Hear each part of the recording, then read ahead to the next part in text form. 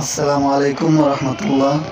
ভাই দেখেন তো, ইসলামী আন্দোলন বাংলাদেশের জাতীয় মহাসমাবেশ 1 এপ্রিল 2022 সালে যেই মহাসমাবেশটি হয়েছে, এখানে দেখেন তো মঞ্চের নিচে কোনো কালিমা লাগানো আছে কিনা, কালিমা লেখার যেই ব্যানারটি সেটা লাগানো আছে কিনা।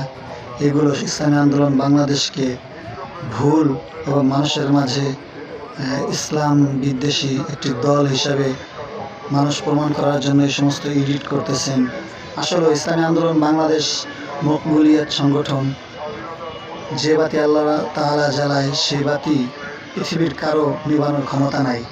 দেখেন, ইসলামী আন্দোলন বাংলাদেশের সেই মঞ্চ, যেই মঞ্চের নিচে এডিট করে ইসলামী আন্দোলন বাংলাদেশের শত্রুরা তথা ইসলামী আন্দোলনকে বাংলাদেশকে যারা অপছন্দ করে, তারা কালিমার পাতা লাগিয়ে দিয়ে বলতেছে যে ইসলামী আন্দোলন বাংলাদেশ কিভাবে করতে পারলো ইসলামিক দল, যে তাদের পায়ের নিচে কালিমা।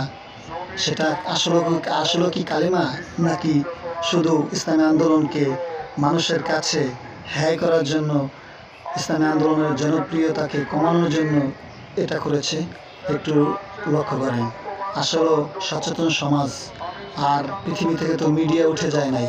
ইসলামী আন্দোলন বাংলাদেশের সবকটি প্রোগ্রাম নেটে দেওয়া আছে, আপনারা দেখে নেবেন এবং যাচাই করবেন ইনশাআল্লাহ তাআলা। আল্লাহুম্মা হফাজনা।